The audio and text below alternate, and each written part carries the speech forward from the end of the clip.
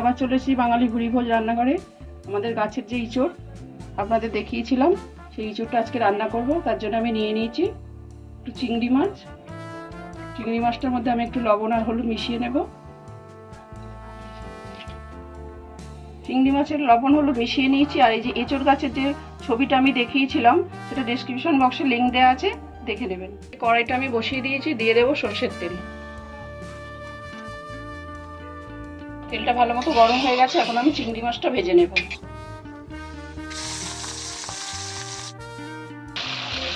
চিংড়ি মাছটা আমি তুলে নেব।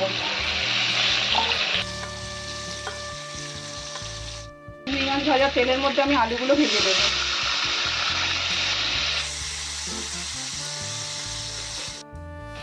আলুটা লাল লাল করে ভাজা হয়ে গেছে, এখন আমি তুলে নেব। ওই তেলের মধ্যে আমি এঁচড়গুলো ভেজে নেব। গাছে টাটকা এঁচড়, আমি আর সিদ্ধ করলাম না।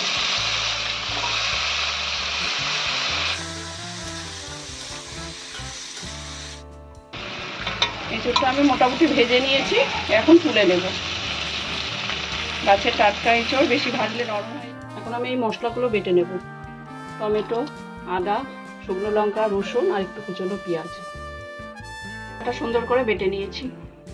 তেল গরম হয়ে গেছে, দুটো তেজপাতা কেটে আমি 4 টুকরো করে তেলের মধ্যে দিয়ে দিলাম। একটু জিরে ফোড়ন দিয়ে দিলাম। ফোড়নটা একটু ভাজা ভাজা করে নেব। এখানে একটু কুচনো পেঁয়াজ দিয়ে দেব। পেঁয়াজটা একটু লাল লাল করে ভেজে নেব। পেঁয়াজটা ফোড়নটা ভালো ভাজা করে নিয়েছি, ভালো করে লাল লাল করে। এখন বেটে রাখা মশলাটা দিয়ে দেব।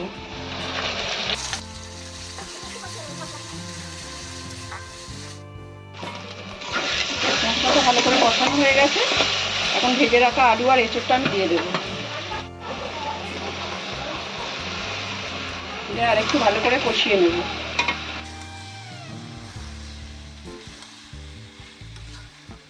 কষানো হয়ে গেছে, এখন দিয়ে দেবো একটু গুঁড়ো মশলা। জিরের গুঁড়ো, হলুদ গুঁড়ো, ধনের গুঁড়ো, লবণ, চিনি। একটু কষিয়ে নেব। মশলাটা যাতে পুড়ে না যায়, তাই জন্য আমি মশলার বাটি ধোয়া জলটা দিয়ে দেবো। দিয়ে আর একটু কষাবো। মশলাটা ভালো করে কষিয়ে নিয়েছি, এখন একটু জল দিয়ে চাপা দেব।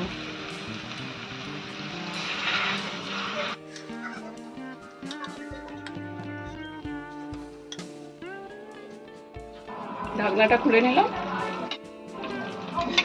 এঁচড়টা একদম গলে গেছে। এখন একটু গরম মশলা দিয়ে দেব। ভেজে রাখা চিংড়ি মাছটাও দিয়ে দেব।